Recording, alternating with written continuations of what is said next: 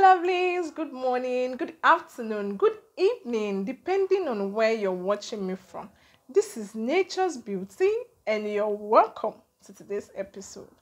Today, I'll be talking about something very important and has been on the mind in the natural hair community, but plays a very vital role in determining the health of your hair.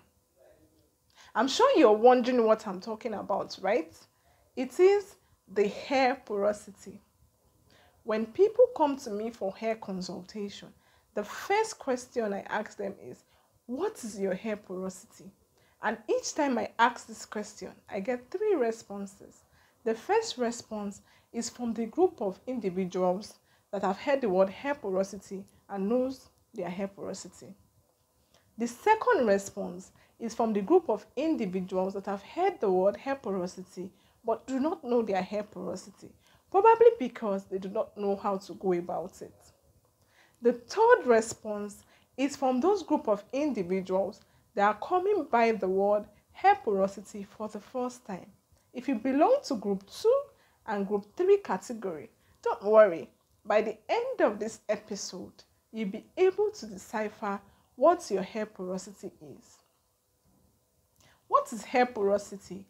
Hair porosity is what tells you how well your hair is able to absorb and retain moisture. What are the contributing factors to hair porosity? Factor 1 is the genetics.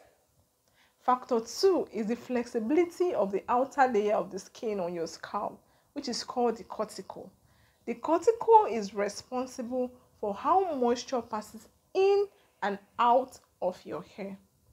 Factor 3 is the environmental and the external factor. External factor, I mean chemicals. Chemicals from your relaxers, chemicals from your hair dye, heat from your blow dryers and your hair straighteners, and even ultraviolet ray from the sun.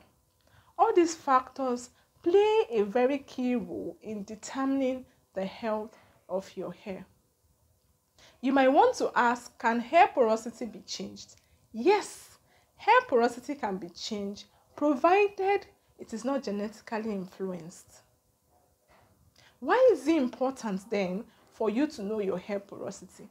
It is important for you to know your hair porosity because it will help you or aid you in unpicking products and taking cognizance of the ingredients that is specific for your own particular hair type.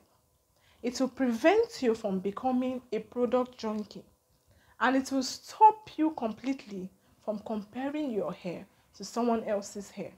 I'll give you an illustration. A buys a product and has been consistent with using the product, and in fact has been getting great results from using this product. B goes to A to ask A what A has been using. A recommends this product to B. B goes to the store to get the product and has been consistent as well with using the product, but has not been getting great results as A.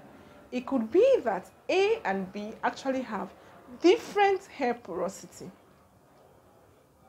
What are the types of hair porosity? We have low porosity, we have high porosity, we have medium and normal porosity. But for the purpose of this episode, I'll be talking about the low porosity and the high porosity. For those that have low porosity, the cuticle, which is the outer layer of the skin on your scalp, is tightly bonded and is lying so flat that it becomes very difficult for moisture or product to penetrate the hair cuticle. In that case, application of heat becomes very important. I mean body heat.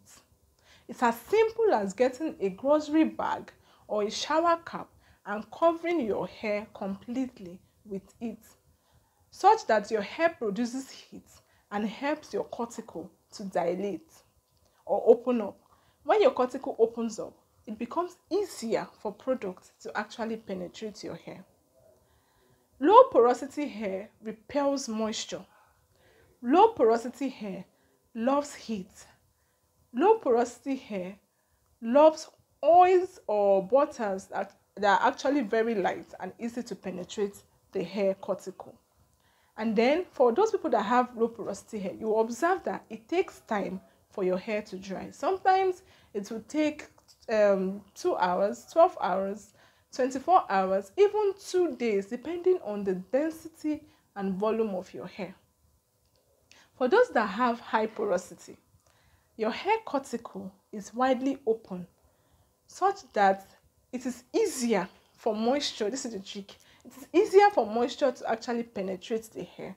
But the same way it is easy for moisture to penetrate, it's the same way it is very easy for moisture to come out of your hair, making your hair dry, brittle, and very difficult to manage.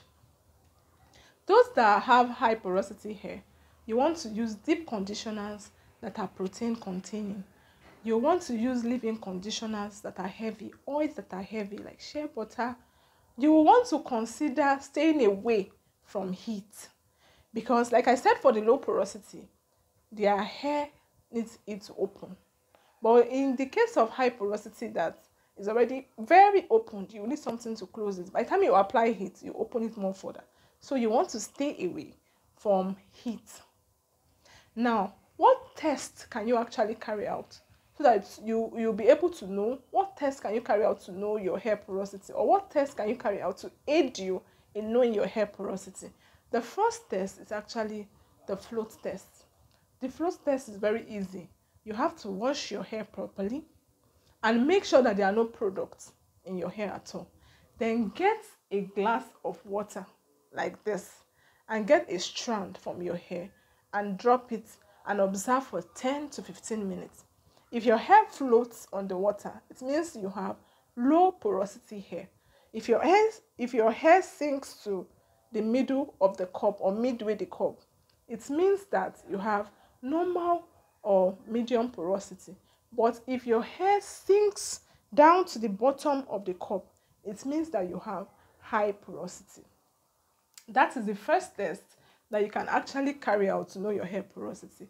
The second test is what is called the absorption test. It's simple. Get into the shower, saturate your hair with water. If your hair absorbs the water very fast, it means you have high porosity. But if it takes time for your hair to absorb the water, it means you have low porosity. And the last test that you can carry out is just taking your fingertips and running it from the tip of your hair to the top of your hair this way. If you feel bumpiness or roughness, it means that you actually have high porosity hair. But if your hair feels smooth while you're doing this, it means that you have low porosity hair. Thank you for watching this episode. See you next time. Bye.